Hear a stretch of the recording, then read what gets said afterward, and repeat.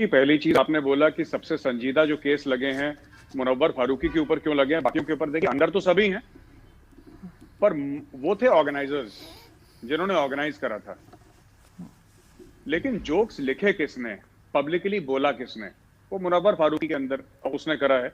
तो इसमें मुनव्वर फारूकी के ऊपर ही सबसे संजीदा इल्जाम लगाए जाएंगे। ब्लास्फेमी का मेरे हिसाब से नहीं लगा उसके ऊपर ब्लास्फेमी का इल्जाम, बट ठीक है, हर्टिंग रिलीजियस सेंटिमेंट्स वगैरह इसके चार्जेस लगे हैं जहां तक मुझे नॉलेज है। दूसरी चीज ये है कि मुझे लगता है कि इंदौर वाले थोड़े से डिसेंट पढ़े लिखे लोग होते हैं, तो डिसेंट तो खैर पूरे हिंदुस्तान में हर ही जगह लोग हैं, बट उन्होंने ज्यादा कुछ करा नहीं। यही चीज अगर उत्तर प्रदेश में होती ना, यूपी में, तो आरजू जी बहुत ज्यादा चीजें हाथ से निकल जाए। देखिए, तो ये हिंदुओं ने अब टॉलरेट करना बंद कर दिया। ठीक है, एक जमाने में टॉलरेट होते थे क्योंकि सेक्युलर क्रेडेंशियल्स आपके बहुत ज्यादा जरूरी थे। मैं भी बहुत बड़ा सेक्युलर था जमाने में आरजू जी। मुझे भी ऐसे लगता था कि मैं जरा हंसूं इनके बीच में तो लोग मुझे समझेंगे, देखिए कितना सोफिस्टिकेटेड है, कितना बड़ा इंटेलेक्चुअल है। फिर मैंने देखा, मैंने पढ़ाई करी, अब मुझे कोई शौक नहीं है इनके बीच में बैठने का, कोई शौक नहीं है इन बीच में बैठने का। मुनव्वर फारूकी के साथ जो हुआ बिल्कुल ठीक हुआ, उसके साथ और सख्त कार्रवाई होनी चाहिए। हम अगर इस्लाम के जितने भी हैं, चाहे वो हजरत मोहम्मद साहब हो, चाहे आपकी कुरान शरीफ हो, हम किसी के बारे में कभी गलत चीज नहीं बोलते, ना कभी बोलेंगे। तो हम ये चाहते हैं कि जो मुस्लिम हैं वो भी हमारे जो देवी देवता हैं, जो हमारे लिए मुकद्दस हैं, वो उसकी इज्जत करें। It has to be mutual respect. किसी को भी ये करने का अधिकार नहीं है कि आप किसी के देवी देवताओं के ऊपर मजाक उड़ाएं। ये कैसी कॉमेडी है? मैं एक बात पूछना चाहता हूं, पूरी इज्जत के साथ पूछना चाहता हूं, ठीक है, ये मुनव्वर फारूकी तो मुस्लिम है, ये इस्लाम के ऊपर जोक क्यों नहीं सुनाता? एक बार सुनाए ना, हम भी तो हंसे, एक बार हमें भी तो मौका दीजिए। मैं ये कह रहा हूं कि आज मैं खुले आपके मंच पे बोल रहा हूं कि आप श्री राम और सीता माँ जो हैं और शिवजी हैं, आप उनके ऊपर चुटकुले सुनाते हैं, गंदे गंदे चुटकुले सुनाते हैं उनको, ठीक है, गंदी गंदी बातें करते हैं, ठीक है। आप इस्लाम के हजरत साहब है मोहम्मद साहब, कभी उनके बारे में नहीं, उनके बारे में आप बोल नहीं सकते, क्योंकि गुस्ताख रसूल की एक ही सजा, सरतन से जुदा, है ना। लेकिन हिंदुओं के देवी देवताओं को आप कॉमेडी कर सकते हैं, फिर वो फ्रीडम ऑफ एक्सप्रेशन में आ जाता है। तो ये इससे क्या होगा कि आप कॉमेडी करिए, आपको पॉलिटिकल कॉमेडी करनी है, आप मोदी की मजाक उड़ाइए, आपको जिसकी मजाक उड़ानी है। अगर आप, मैं साफ तौर पे अगर कह दूं आपकी शो पे, आप अगर हमारे देवी देवताओं की मजाक उड़ाएंगे या हिंदुओं के देवी देवताओं की मजाक उड़ाएंगे, क्या हिंदू कॉमेडियन नहीं है क्या? राजू श्रीवास्तव हैं, राजू श्रीवास्तव इतना बड़ा नाम है कॉमेडी का इंडिया में, ये तो कल के बच्चे पैदा हुए हैं, मुनव्वर फारूकी कल से उछल रहे हैं। राजू श्रीवास्तव इतना बड़ा नाम है, जॉनी लीवर इतना बड़ा नाम है, आपने बॉलीवुड फिल्मों में भी इनको देखा होगा। आपने कभी देखा इन्होंने कि किसी इस्लाम के, क्रिश्चियनिटी के, हिंदुइज्म के किसी के? तो जरूरी नहीं है कि आप किसी की बेइज्जती करके फ्रीडम ऑफ एक्सप्रेशन, और अगर ऐसा ही करना है आगे, तो ऐसे 10 हिंदू कॉमेडियन हैं जो फिर और धर्मों के जिसको रिस्पेक्टेड फिगर्स हैं, जो और धर्मों के प्रॉफिट्स हैं, उनके ऊपर जोक बनाना शुरू कर देंगे। क्योंकि फ्रीडम ऑफ एक्सप्रेशन तो जो हिंदू के लिए हो, मुसलमान के लिए, फिर आप भी जोक सुनाओ, फिर हम भी जोक सुनाते हैं। फिर वो सरतन से जुदा वाला मामला नहीं होना चाहिए, फिर इन्हें कि हमारी दिल आजारी हो गई। तो सबकी आरजू जी बराबर की इज्जत होनी चाहिए, सबके बराबर की इज्जत। और वो जो ऑर्गेनाइजर्स हैं वो भी जेल जाएंगे। Munawar Faruqui is a repeat offender.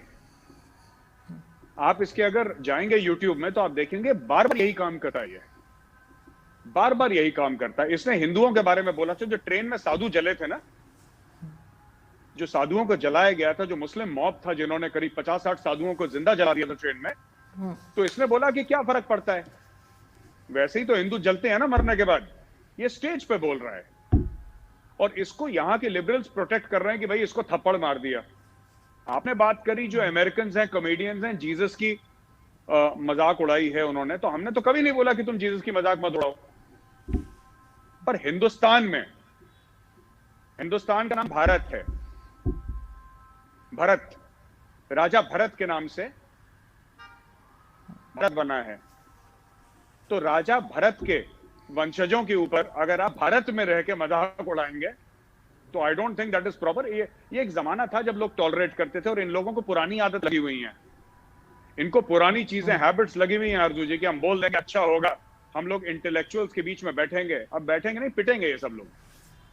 अब हम देखते हैं मुनव्वर फारूकी भाई जो हैं कहां कहां और जोक सुनाते हैं, इन्होंने मुंह खोला है पिटेंगे। मैं ये नहीं कह रहा, I am not calling for violence, मैं आपको फिर से बोल दूं, लेकिन देखिए इससे क्या होगा मैं आपको बताता हूं। और ये जो मुनव्वर फारूकी है ये तो रिपीट ऑफेंडर है, कोर्ट ये भी देख रहा है ना, he is a repeat offender, इधर। और एक और चीज, हाँ, बड़े चार्ली हेब्डो से इसका बड़ा जोड़ा जा रहा है कि जो हिंदू राइट विंग थे उन्होंने बड़ा बोला था कि साहब ये चार्ली हेब्डो का बड़ा गलत हुआ, और वहां पे जो इस्लामिक रेडिकल्स थे उन्होंने कार्टूनिस्ट को मार दिया। अब वही ये लोग टॉलरेंस इंडिया में दिखा रहे हैं, तो ये हिपोक्रेट हैं ये लोग ना, हिपोक्रेसी कर रहे हैं ये लोग। ऐसी बात नहीं है, ऐसी बात बिल्कुल नहीं है। किसी के ऊपर केस करना, किसी के ऊपर केस करना और उसको कोर्ट ले जाना, ओके, और 12 लोगों का कत्ल करना, इसमें जमीन आसमान का फर्क है। मुझे आपकी बात नहीं पसंद आई, कानून मुझे हक देता है कि मैं आपके ऊपर केस करूं, आपका कानून हक देता है कि आप मेरे ऊपर केस करें, लेकिन आपने एक कार्टून बनाया और मैंने जाके 10 लोगों को, 12 लोगों को किसी तीसरे मुल्क में मार दिया। देयर इज नो इक्विवेलेंस, ये तो बात ही बिल्कुल गलत है, ये फ्रॉड है। तो इंडिया में है ये लेफ्ट विंग लीनिंग इंटेलेक्चुअल्स जो है, इनका दिमाग थोड़ा सा खराब है, लगेंगे 5-10 साल, इनको भी ठीक करेंगे हम लोग धीरे धीरे, ठोक बजा के इनको। जरा जैसे कलाई वाला बर्तन होता है ना जिसके अंदर कलाई लगाते हैं, डेग होती है, तो वो ठोक बजा के हल्का हल्का सा फिट करेंगे इनको, कर रहे हैं हम धीरे धीरे इनको, इनका दिमाग राइट एंगल में लाएंगे हम लोग। अगर ये मानते हैं कि गजवाए हिंद होगा और होना चाहिए, राइट, होगा और होना चाहिए, तो ये सच है। फिर कुरान शरीफ में कुछ भी लिखा हो उसकी कोई वैल्यू नहीं है।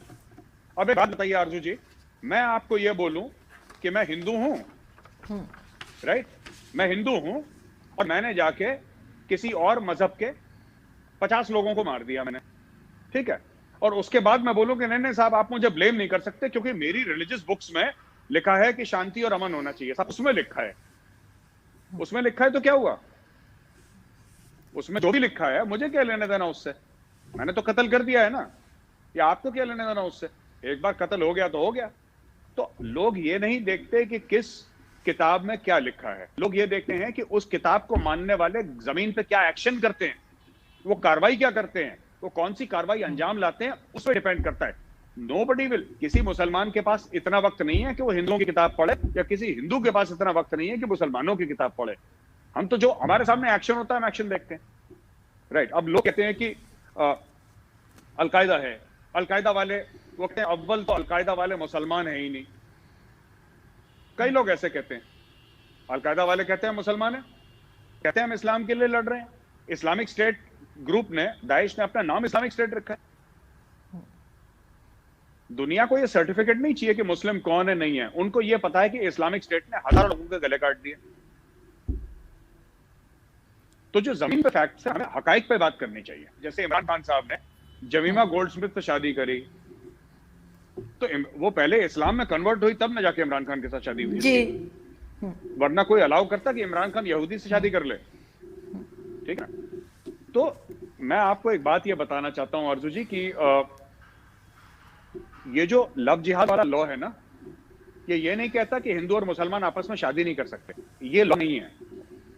लॉ ये है कि आप कन्वर्जन ना करवाएं। अच्छा, आप कन्वर्ट क्यों कर रहे हैं?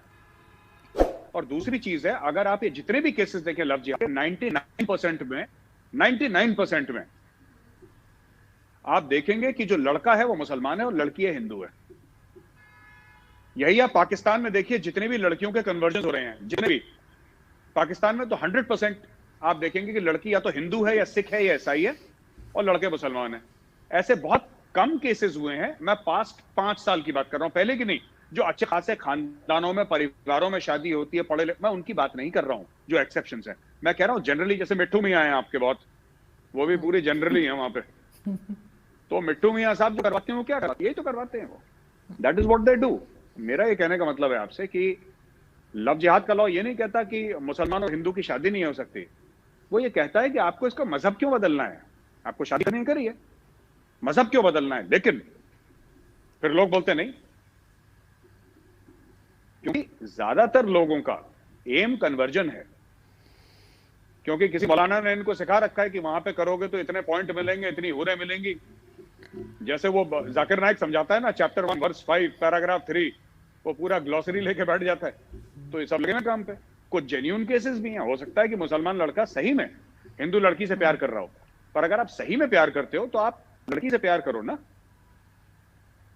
अनीता को आयशा क्यों बना रहे हो? अनीता को अनीता रहने दो यार, प्यार तो करते ही हो ना। लव जिहाद का लॉ ये कहता है कि डोंट कन्वर्ट अ पर्सन। आपको शादी करनी करिए, किसने मना करा है?